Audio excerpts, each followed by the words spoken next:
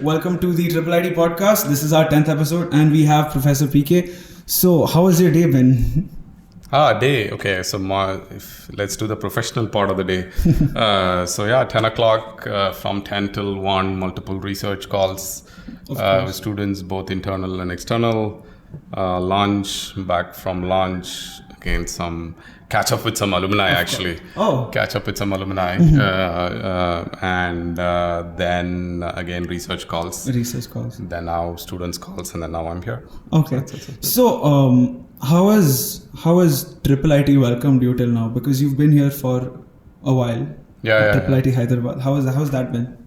Oh yeah, it's always fun. No, it's always fun to be on campus here because this is a place where I think I got introduced to research world. 2003, 2003. We have seen a few pictures of yours. You were playing Holi. That's the. You were a research scientist. That was your role over here. Yeah, research scientist / PhD student. All right. So that's how it was. All right. So what difference have you noticed from back then to now?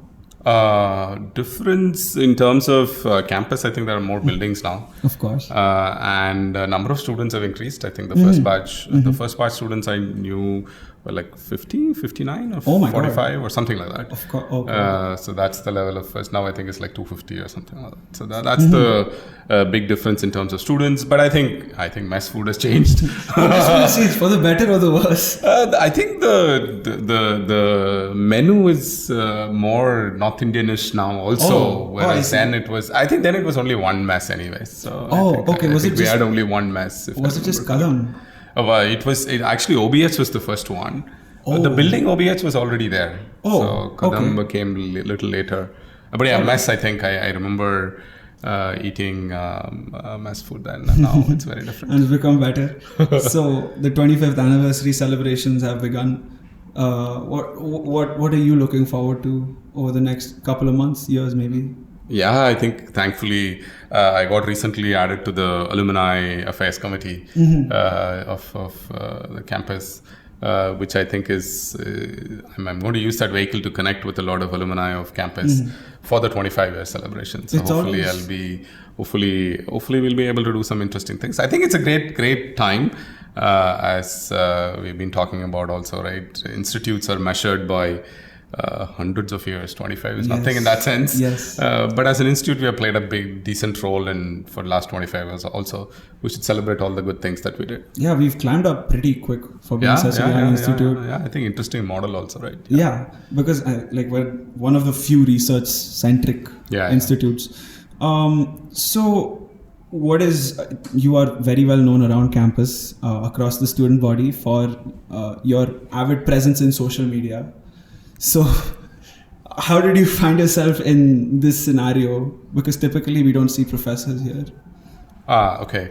So I think 2009 I moved back from finishing my PhD, becoming a faculty in India in Delhi. And my PhD work was on cybersecurity stuff. When I moved back, I think the social media was getting interested in India, I guess. People are starting to use, I think Orkut was very popular. Just before moving, I remember going and attending a meeting in MySpace in the US and California. So some social media, I think, influence started there. But I think the opportunities were available, funding opportunities, research students. I actually created my Facebook account with my PhD student. I think this was after becoming a faculty, after raising research grant to work on project in social media. I said, okay, let's have social media accounts to see what people do. Let's see what people do. And then I think I got hooked onto it. Phenomenal level of influence and impact, I think we can do. As a professor, one of the big things that I'm always looking forward is to thanks to CMU and influence from there, this touching more lives, trying to help as many people as possible. I think social just helps you to reach out, and I've had people come back to me with opportunities that I tagged some people on some of my student posts saying that student A does this, B does this, and then overnight they get hundreds of requests for connections, and then a few months later somebody gets a job. I've had things of me posting somebody's PhD thesis work, thesis defense. And then somebody reached out to me saying, oh, the thesis defense looks nice. It's not my student. It's not, I'm not the examiner or anything like that. I was part of some committee there. But I posted, somebody reached out to me and then said that, oh, we are looking for somebody to work on this area. Will you help connect? I connected the student. The student is actually pretty senior position now in that company. Oh, this was just a single post that I did. I think that kind of gives you that kick, right? Saying, "Oh, let's continue doing it." Of course, I've seen your posts on YouTube with these thesis defenses. And the thing about social media is, it makes sense in terms of the alumni network as well, right? Because what defines a college, after all, is the people that come out of the college. And I think that's where you're pioneering where we are at, because you're holding in these alumni with us. Because typically what happens in the Indian scene is people will graduate and people will forget about it. People will go on with their lives. So yeah, I think that's a pretty phenomenal thing that's happening. You have a lot of hashtags, of course. Hashtag PK is, of course, your name. Then there's hashtag Prof Giri. How did hashtag Prof Giri start? But I don't use hashtag PK. I don't know whether I've ever used hashtag PK though. You don't use hashtag? Some people may have used it. It's your sign out on your email. That's a signature. It's not a social. I don't think so. I've ever used hashtag PK on a social post. Oh, I see. PK with selfie has been used. PK with selfie. Selfie with PK. Of course. Selfie with PK has come. Others have done that. But this Prof Giri is an interesting thing. I've had others also make observations about this coinage of Prof Giri or something like that. I think 2-3 years into social, thanks to all the students, right? All the students I've interacted with should be credited for whatever I'm doing on social. I've learned a lot of behavioral things on how to manage social. But let's look at the hashtag first. I started using a hashtag called Loving My Faculty Life. That was the first hashtag I used, like 2012, 2013 or something. So initially saying that, look, being professor is very sexy and attractive. That's my motto of life, right? You want to show that it's very sexy, it's attractive, it's cool. You can do actually interesting things as you're a professor. So I started using this hashtag called hashtag Loving My Faculty Life. About 2-3 years later, others started using. I saw others loving my faculty life. School teachers. Oh my God. Those days, I used to be connected with a lot of school teachers in Delhi with some activities that I used to do. School teachers started using. Then I was wondering, is there more interesting things you can do with a hashtag? Then, thanks to movies like Munna Bhai MBBS and stuff like that, right? This Gandhigiri, and then Dadagiri, all these things kind of got in, said that, oh, let's do a Prof Giri. Professor and then Giri, and then it started. It looks like people like it. So it's people love it. When I took your course, Online Privacy, last year, I think, same time this time. I had a classmate, his name was Siddharth Giri. So I know. We just started calling him Prof Giri. No, we started calling him Student Giri. And he adored it. So celebrating recently, you have celebrated 13 years of Prof Giriing. Yeah. You kept track of your Prof Giri hashtag. There's another hashtag you use. It's on your bio. It's hashtag PG Chair Giri. Yeah. How does that come about?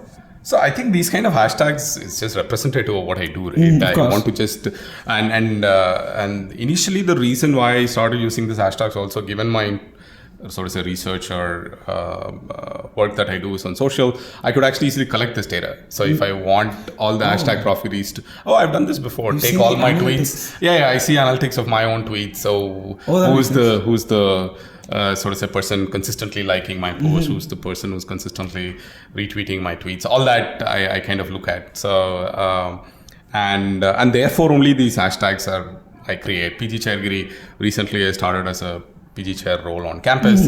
So I said, okay, let's just do. I have a lot of Giri handles in that sense.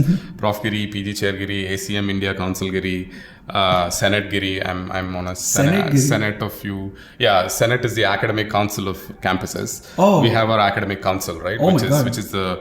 Which is the highest body for academic decisions on any academic institutes. I'm on Senate of a couple of institutes. So I use actually Senate Giri when I do meetings, finish the meetings there and stuff like that. So I think Giri is like it's a very extensible hashtag. Yeah. So do you see, on Instagram, do you see the memes that you get tagged in?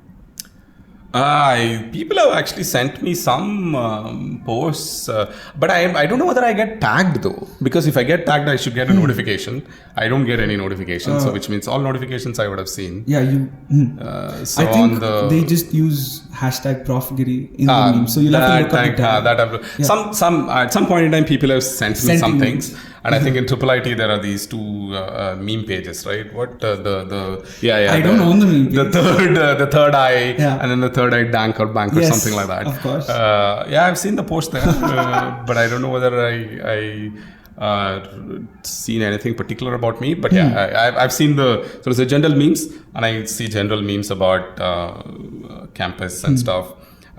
Posts that have been about me also I've seen. Let me just clarify. I am not. I don't manage this. This is the Felicity T-shirt. Yeah. So I've seen my students wear it. Yeah. So you've actually seen what do you think of the meme culture over at IIIT? It's okay, right? I think students, I saw one which says that, look, I have my end semester exam. I don't know how to kill my time. I'm creating this meme. Oh my God. Students are... Fair enough. Yeah. Students are... I think if that's the trend, that's a trend, right? I think if people... I wouldn't be surprised. I remember watching this Telugu movie, Bhishma or something like that, which actually shows the hero as a meme creator. Oh my God. Right, so it may be the case that some students from here become an influencer and meme creators. I'm pretty sure whoever's running the third eye will. Yeah, possibly. I think those posts also get a lot of attention. By the way. Of course. They get a lot of likes and comments. And it has enough attention that Felicity prints out T-shirts. That's working. You recently made a post where you had everyone wear superhero T-shirts. You're wearing that T-shirt itself. So, how did that happen? No, I don't think so. These are completely random thoughts, Raghav. I think we end up.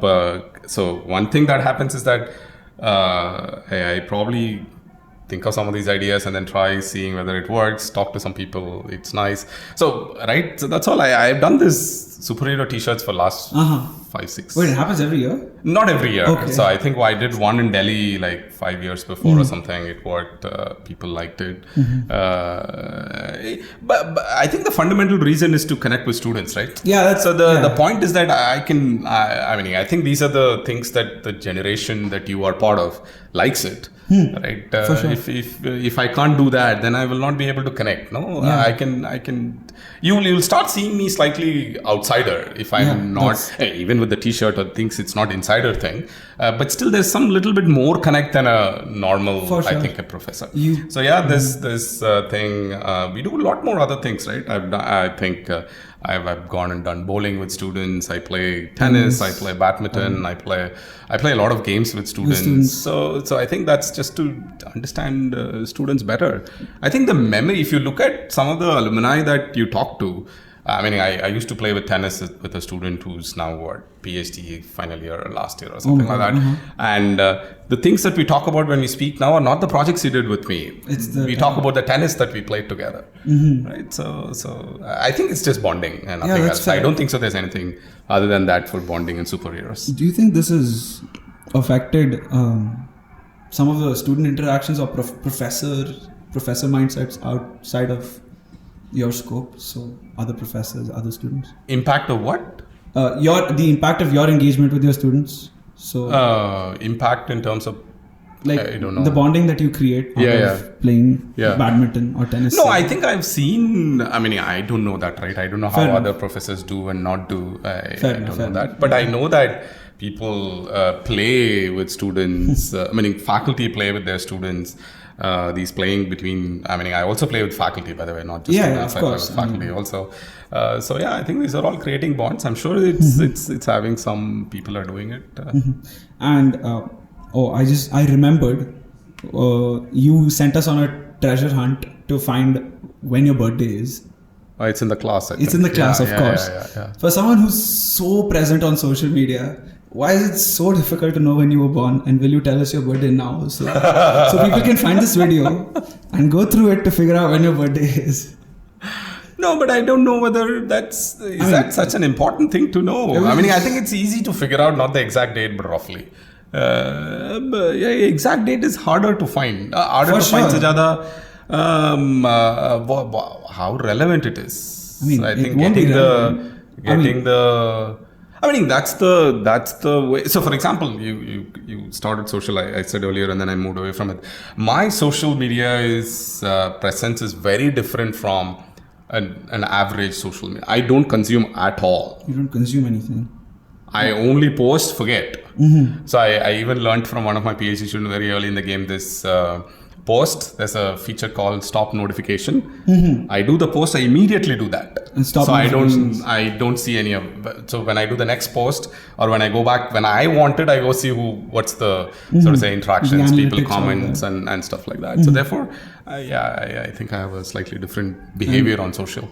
And therefore, I feel like some of my it's very professional also. Mm-hmm. My social is a. That's why I keep giving these challenges. Go find something about me, birthday and stuff like that. You recommend everyone else also detach from the social media? In terms of personal? Yeah. I think it's a choice that everybody can make. No, what is the say? I'm deriving a huge amount of benefit from being on social the way I am. Mm-hmm. If not me, my students are deriving it. I know for sure that. Yeah, my institute is deriving it. For sure. Right, the place I work, the projects that I do is deriving it. So why not? If one post that I can do can give some sort of say satisfaction to a student saying that, look, my professor is talking about my research on LinkedIn. Yes. It's okay, right? Yeah, for sure. And speaking of the student culture, the meme culture we discussed, how is the student culture, or rather just the culture in general, different from a place like, say, CMU versus over here at IIIT? I think there are many commonalities also. Mm-hmm. First, different. You're talking only about differences, but there is lots of common things also. No, mm-hmm. we like this, right? This podcast thing. I don't know whether sort of say engineering college in general in India. If I take students who are doing podcasts like you and your team, how many engineering college students would be doing? How many colleges would be? I'm sure it's fairly small. Mm-hmm. Meaning probably in the last 2 years it's kind of increased a bit. For sure. But I don't know whether that is also sustainable, whether that's also consistent, mm-hmm. Right? So I think CMU would do a lot of these things. Mm-hmm. I'm sure the undergrad students do a lot of these kind of things there. And I think culture of programming, culture of talks, culture of professors, the way we teach, I think the style of teaching, regular sort of say evaluation, homeworks, exams, quiz, all that. I think that's how CMU culture is. So we have imbibed that. Mm-hmm. I'm sure we can look at differences, but there are enough commonalities that we could look at. Faculty are focused on sort of say research. Everyone is going much deeper. Mm-hmm, for sure. So, yeah. You have given TED Talks. Yeah. You have given multiple TED Talks. And within those TED Talks, of course, the first thing you did was take a selfie. And then you discussed your project regarding selfie deaths. Yeah. So, could you talk about that? About the research or about giving the TED Talk? Both. Research, I think you can go watch the TED Talk again. Of course, we can go watch that TED Talk. I will link it in the bio. So, I think giving a TED Talk I think it's a very interesting experience. Sometimes I feel like, I even wrote a blog about my entire experience of giving TED Talks. I did not publish it because it had some controversial points that I felt. Oh my God. And they didn't let you? No, not they. I decided myself, saying that sharing experience of open about how all it went on may or may not be the best thing. So I kind of decided that it's okay. I think some experience, because I think it's kind of time bound. They ask you to stick to this small time window, 19 minutes, and then just do everything. Don't move around.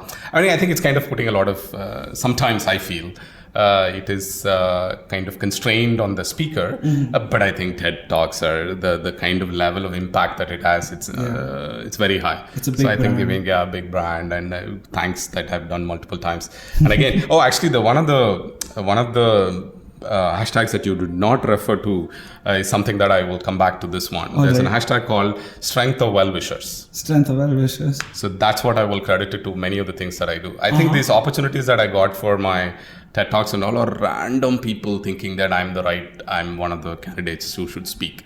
People that I don't know, people have seen me somewhere, I give a talk.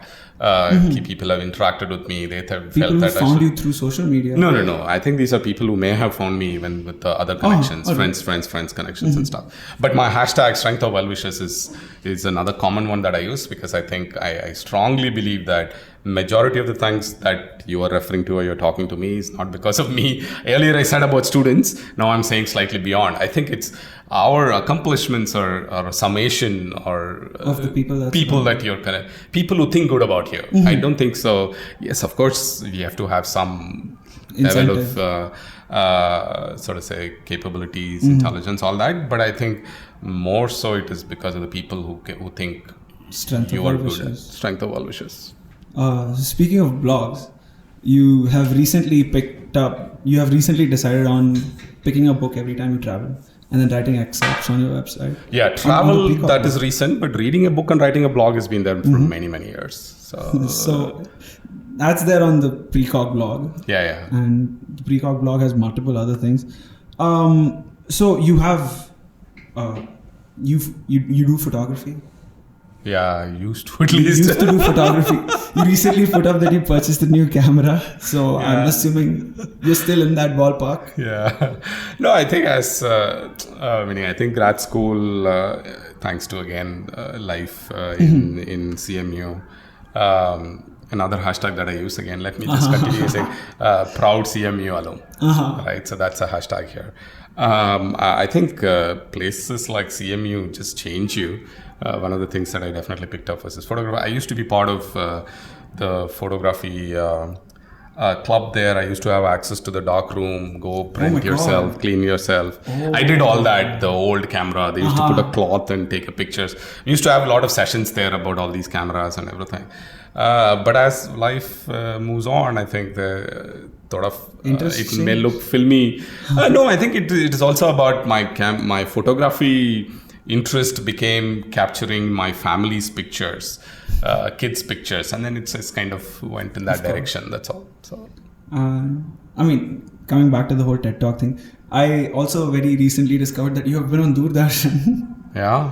Yes. Why not? I've been on many other places. Yes, but you have been on the spotlight of national television twice. How does that happen? Do they email you first, cold email asking you whether? No. These are again Strength of Well-Wishers. I had somebody, my students' parent knew somebody in Doordarshan, and they were talking about, we want to talk about. I think the first one was on privacy. First one was fairly. The interesting thing about Doordarshan interview is that you have to do it in Hindi. Yes. Right? Yes. So, and then you started off in English, I think. And then there was a note behind. Somebody was carrying me a printout, which was not in the video feed, saying Hindi mein baat kariye, written in Hindi. I'm like, okay, so we'll figure it out. Oh, there was a note behind.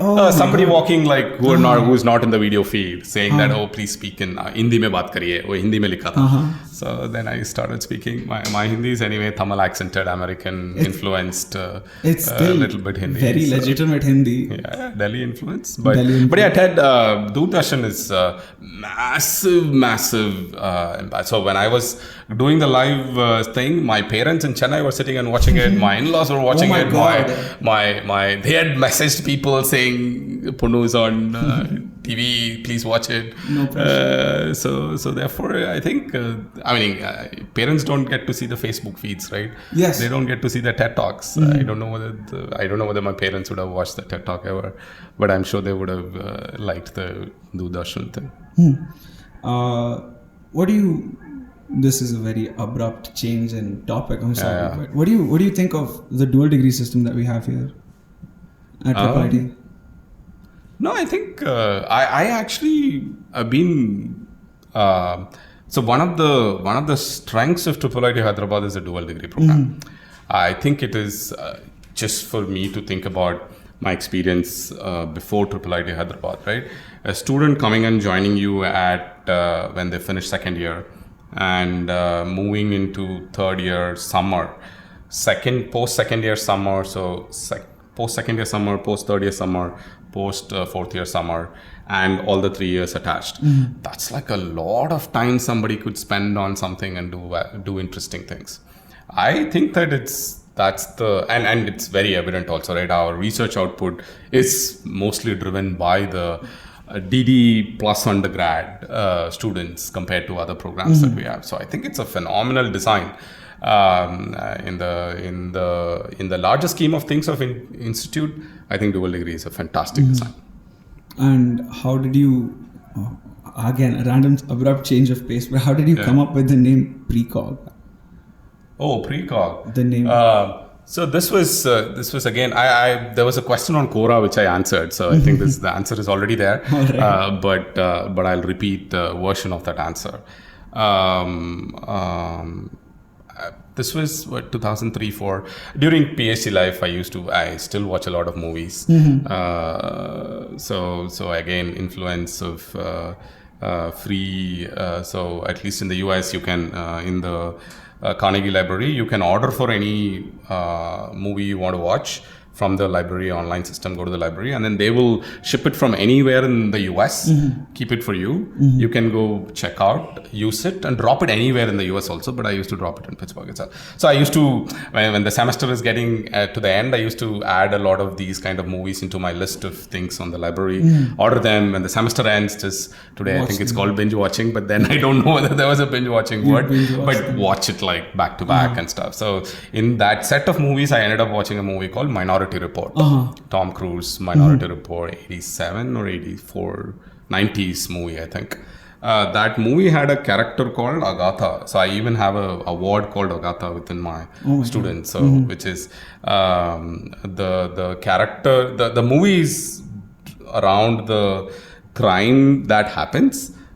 These three characters predict before it, and then they will think, and then there'll be a ball which says where the crime is going to happen, scene and all that, and then Tom Cruise would go figure. At the end of it, I think later off of the movie, the something crime will happen for him itself. He'll be part of it. How does he get out of it? If knowing what is going to happen in future, how does he react? That's the movie all about. The theme got into my head. So this precognition, predicting crime before it happens, precognition and all that. So, and I knew that I was going to come back as a faculty. So probably this was at the back end of my head. I don't think so there was any conscious decision of, yehi karna hai. When I moved, I think when we were thinking of what research lab to set, first name Precog, design the logo and done. And logo also has thanks to some of the design people that I interact with, design is also super cool. No, it's a mirror image of Pre and Cog and stuff like that. So yeah, we did some cool things. And I take it from me, I think that just the research name, I've had very senior professors tell me that just that name is so attractive that people remember. Right? It is. It's a brand of its own. So therefore, it's thanks to some movie watching, I guess. And how do you feel like now moving into T-Hub? We're sitting in T-Hub right now. This is one of the spaces that we're not in T-Hub technically anymore. Yeah, T-Hub is gone. It's called Block D now. D Block. We're in the Vindhya D Block. D Block. It's called. Yes. D Block. Yeah. So we're sitting in the old T-Hub building essentially. Within Precog space. How does that feel before you were? So anyway, this building, the space is not yet assigned for where we will use. Just all temporary space that we're using. Meaning, I think all of us need some space to sit, right? The space that I'm that in the KRB or that there's no space. So new space was coming up, so we had to get some space. So we are here. Yeah, and it's pretty well laid out, and I think. Because of the fact that T-Hub had recently emptied, the institute itself, I think we've benefited a lot from the addition of all of this new space. Yeah. I think over a period of time, we'll see when students start actually using it, how well, how good, how productive it can be used for. How is Precog structured from within? How do you operate? Like, there's multiple projects going on, obviously. Yeah. I think it's a same model that again every professor would look like, a research lab would look like, which is again you said about student giri before. I actually have tag called Student Giri in my blog page. If you just look for Student Giri, the students when they graduate, they write blogs. I think all the students when they graduate, at least most of them, I kind of hope that all of them write, but most of them end up writing. In that, they would talk about some of the things I will say now, which is, I think the one of the things that we do is, students have a lot of flexibility in figuring out what project they want to do. I mean, there's some general structure, but if you look at the spectrum of projects that we do, it's quite wide. I mean, we can go from NLP in legal to cool social network, code mixed to selfie, which is images, to elections, to whatever, right? So I think it's just, we just pick up some cool projects, cool problems to work, which has some society connection, and we work on it. I think that's, of course, that's one side. The other side is funded projects, which has specific goals, specific deliverables. You look at problems and you want to work on that. So structure, I think projects, students, some group of masters, dual degree, undergrad, senior, junior, some culture thing built between the students, and that goes on. Paper reading sessions, updates of research projects. I think it's many of these, I'm assuming many of these projects will rely on because you need to get data from many places, right? So your mechanism of getting data also heavily relies on having contacts around, say, India or the world, right? No. So not necessarily. These are anyways APIs, right? Like Twitter, if you want to collect data, there's nothing that I need to know somebody at Twitter to get the data, right? That's fair. I need to create Twitter APIs to collect, and it's the same way that we can collect from all of the sources. If the APIs are not there, we collect data and we analyze it. So wait, has Precog recently been, or rather ever collaborating with other, like, let's say, enterprises? We have a lot of projects, right? Even now we are doing some very interesting projects with Flipkart, with Infosys. So that's those are all there. I think different projects have different goals. So essentially, I have a very slight doubt, and forgive me for my lack of knowledge here, but can you explain to me what iHub is? Oh, okay. So this is, I think, iHub, Deva would be the best person because he's the academic director for Professor Deva. Priya Kumar is the head of iHub. But let me try my version, given that has come. So in India, the funding agency, one of the large funding agency decided that, look, I think we are funding as a funding agency, but we should think of different areas. So they decided that they'll pick a number of areas, like, for example, sensing, cybersecurity, and let's take water, right? Like that, some topics they pick. And they decided that they'll give a large chunk of money to one institute, and that institute can manage funding for the topics around it. So for IIIT Hyderabad, we have one, it's called TIH, Technology Innovation Hub, which is what the government has set up. So one of the TIHs in the country is IIIT Hyderabad, and our goal for our, so to say, space for that T-Hub large grant that we have is India-specific projects and data-driven projects. That's so anything that iHub does, which is the name of the TIH. So government set up Technology Innovation Hub. We have called iHub. Other institutes has different names for whatever they have picked, any name that they want, and that's how iHubs are. Our iHub is. So our goal is to create research, create projects, create fund projects, create startups, create data sets around this India-specific problems. So that's what an iHub is. Does it tie in? I'm treading on thin ice right now, but does it tie in with Precog in any way? No, it's a government-funded project at IIIT Hyderabad, which is, and we have projects which are funded by iHub. All right. Speaking of funding, which is a very poor sentence for this tangent, you are an angel investor. Yeah. And so, can you elaborate on that? How do you step into? You come from an academic background, and then you go into the entrepreneurship side of things. No, I think again, thanks to some well-wishers, thanks to some... So my PhD work got converted into a company. That's where the story started, right? So it's a story of PhD work contributed into a company called Wombat Security Technologies. 10 years later, that company got acquired, and there was some money from that. And then we started doing some... all of us who were involved made some money from it.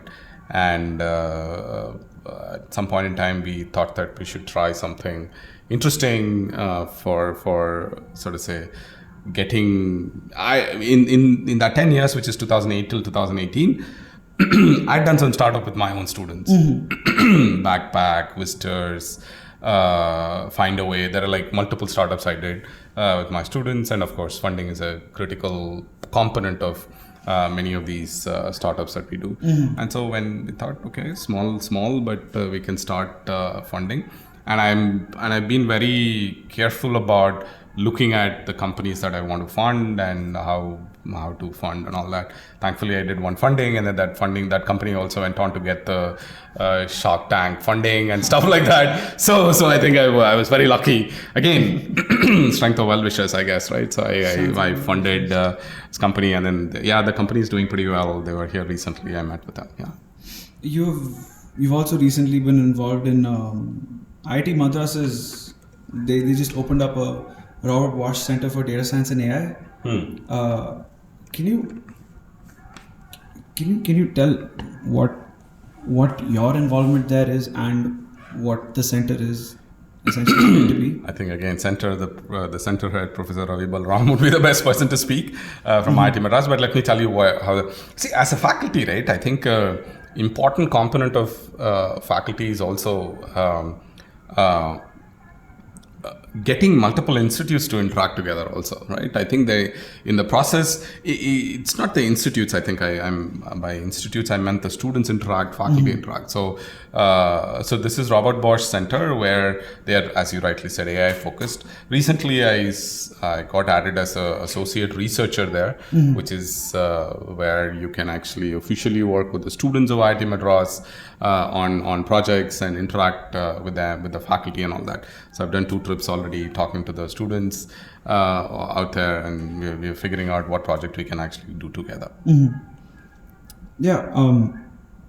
Should I, as a student, I know this is a very personal interest-based question, but should I, as a student now, pursue further research, in your opinion? Or, is that the right way for a typical student to go? Should most people, at least at IIIT, go for an MS or a PhD? Or what do you think of that? So I think another hashtag that you can go look up from is grad school admissions. Grad school admissions, of course. So I've been doing this. More recently I've been little low bandwidth in that thread, but otherwise, like 3-4 years back, extremely heavily involved in lots of Ask AMA sessions, online discussions, and everything like that. What you should do, right? Again, it's repetitive of some things that are already there. What as a student you should do is, if you have the luxury of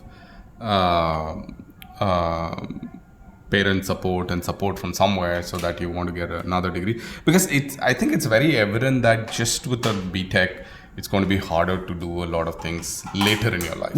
I think you may start well. You'll probably start with good profile from IIIT degree, but let's take 10 years, 15 years from then. I don't know whether it will help. It'll be so exciting as if you would have had a master's or something. So if you are in a comfortable position, if you're in a position where luxury, I think that it's luxury, where you are able to do a degree now just after your undergrad here, just go do it. PhD, I think, and please decouple the sort of say MS with the research. Some of my best students I have around the world have 0 papers with me, and they're doing fantastic in their life and with an MS in the US. So I think let's decouple MS and the research part. There's no need to have a research paper to get an MS admit in a good school. Right? So there is no relationship at all, actually, if you really look at it.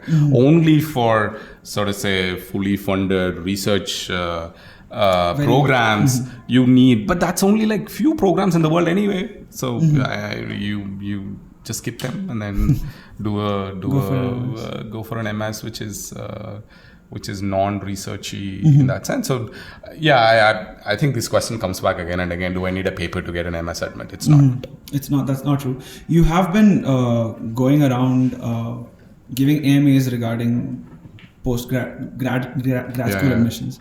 So how has that process been? Why have you rather? Yeah, how has that been? So I think this was 2012, 13. I did. First two batches, second batch, I started writing some letters for grad school admissions, and then it went well. So people got into good schools, and then next year again good schools, and then I started getting a lot more questions about. I have actually a lot of these pages on our website. FAQs on grad school. I have another one called FAQs on new faculty in India. When you become a faculty in India for the first 3-4 years, what should you think about? And so these are questions that come to me otherwise. And every time answering every question to everybody, I started writing this up, and then I'll send them the link. Please read this, and if you need more, come back. I'll do a call with you. That's how it started. But thanks to a lot of students who went through the process, who helped me collate these questions. Now the questions are like 40-45 questions. People repeatedly refer to that questions for admissions, and some of these things never change. Which school to apply? How do I decide what is a safe bet? What is a sort of say medium, and then what is a dream school? All these lists are very, very common. Which is more important? CGPA, LOR, GRE, TOEFL. All of that is always. So it's on the site now. So I'm guessing people will consume. And then thanks to again social, right? I started doing this Facebook Live at some point, and that was like fantastic. I like the Facebook Live because there's a Facebook AMA. Is just because there's a lot of interaction going simultaneously. People are asking questions, people are sharing. So suddenly you can reach, like, let's take 100,000 people. For sure, yeah. In like 20 minutes, right? You start a AMA with your connection, and then they start looking at it, and then people keep sharing it. 100,000 people is very easy to reach in some time with a Facebook Live. I mean, I'm sure it can be done on Insta Live. I've done all lives. You've done all lives. But I started with Facebook because I think I was just comfortable with doing that. I did few, I liked it. Then I started doing Insta Live because people moved from Facebook to Insta, and then YouTube Live, Zoom Live, all that. So, yeah. So circling back to life at IIIT, what are your thoughts on the Felicity is coming up rather in a couple of months, and election season is up for Felicity. Okay. Do you have any words to give to people who will be running, people who think of running for Felicity coordinator and all of that? I remember I don't know whether it's called it was the first Felicity. I don't know when it started. I was here for the 2003 Felicity. So I don't know how it is done now. But I think this year I was around for Felicity. But I think interestingly, I think students go on I think the graduating batch go on a tour or something on the same 3 days or something. That's like weird, right? So typically what happens is third years are supposed to be organizing Felicity. Yeah.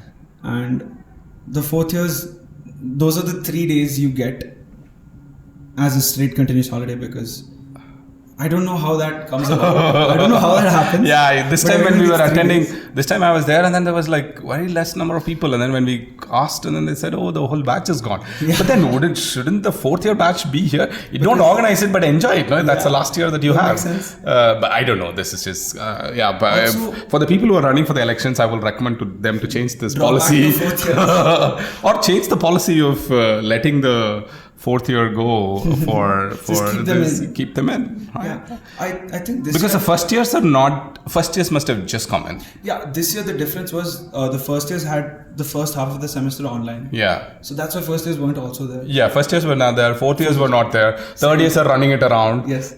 Trying to get the state set. Yeah. So.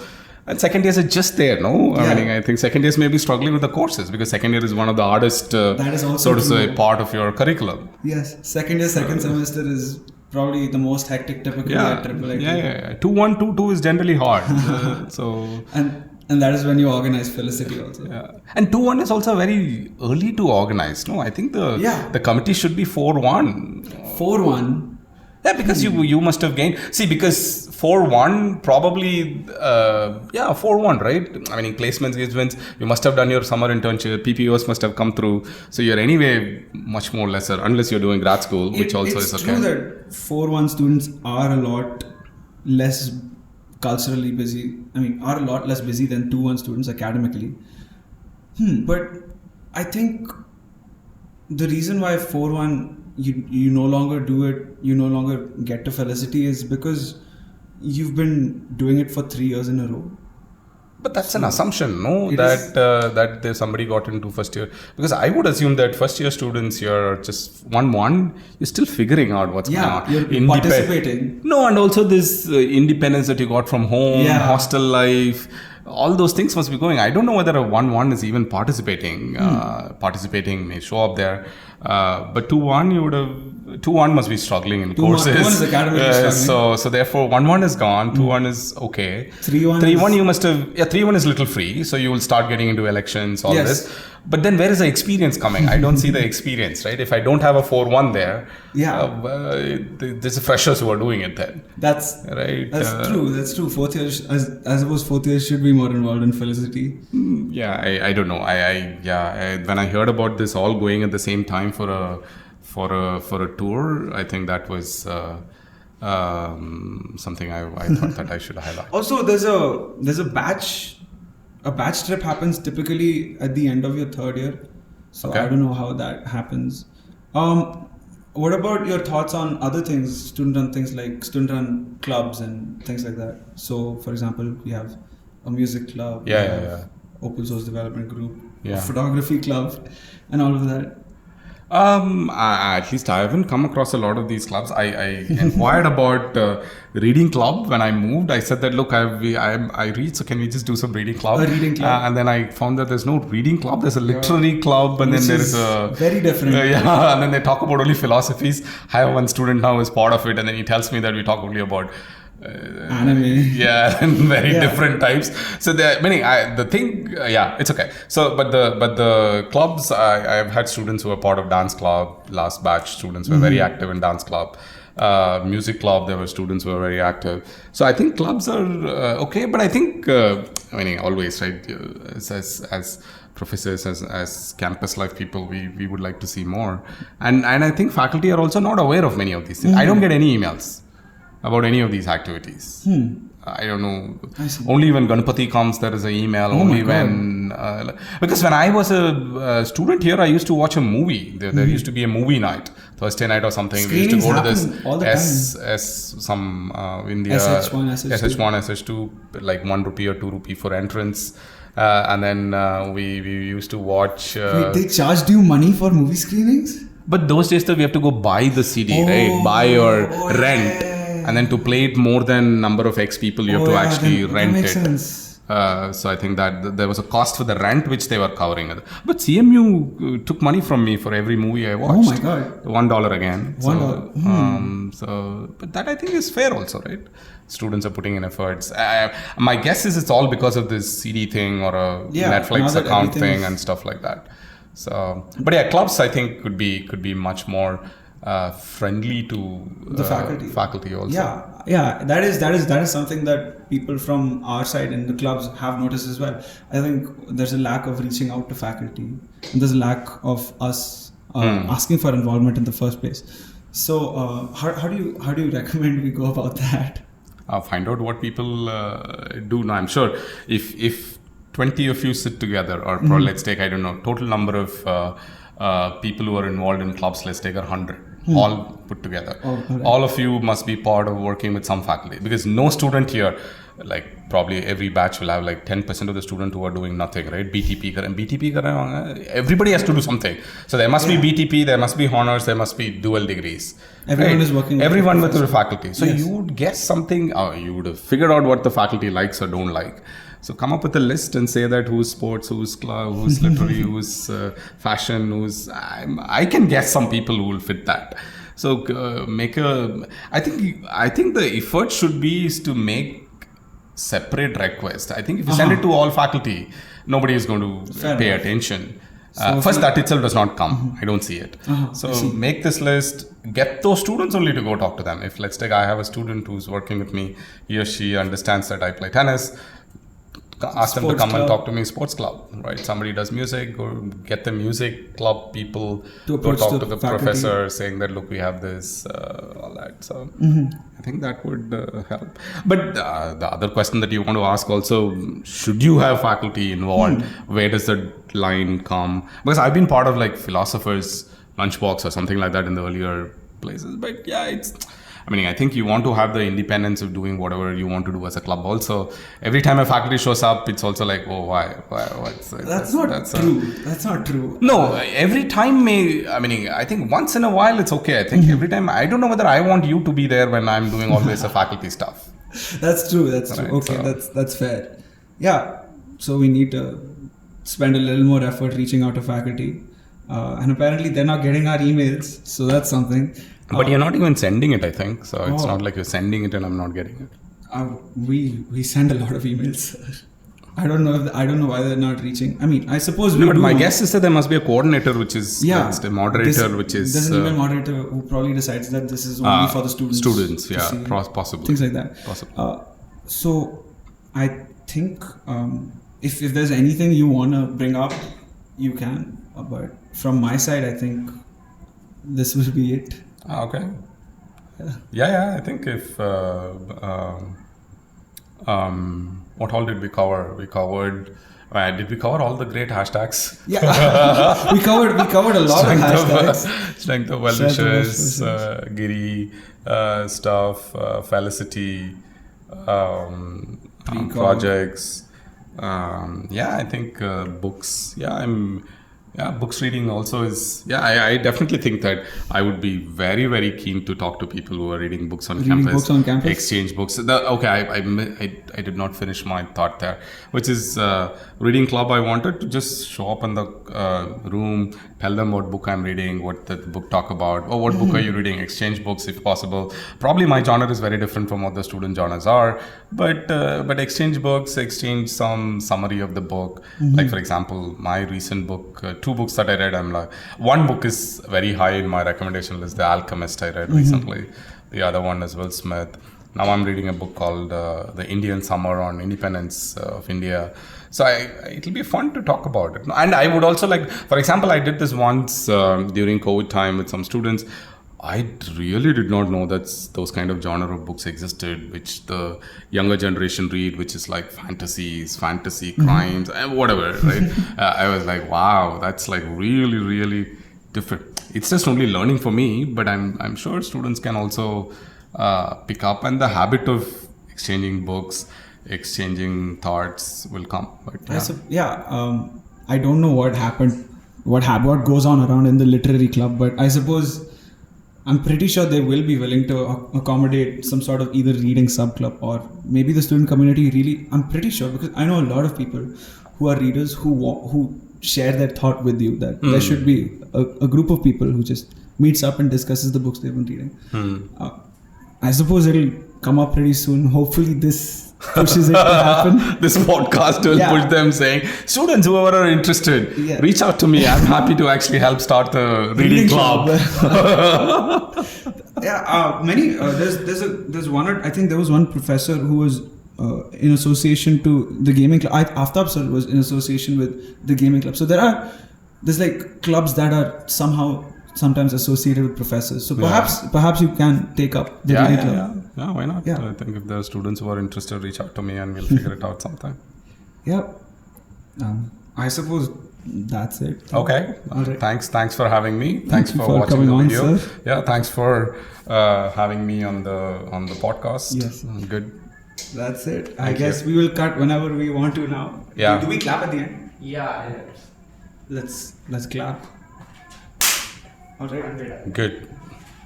Let's take a picture, yeah? Yeah, let's take a picture for sure. Why not all 4 of you come? Yes, both of you also come. We'll get somebody from outside.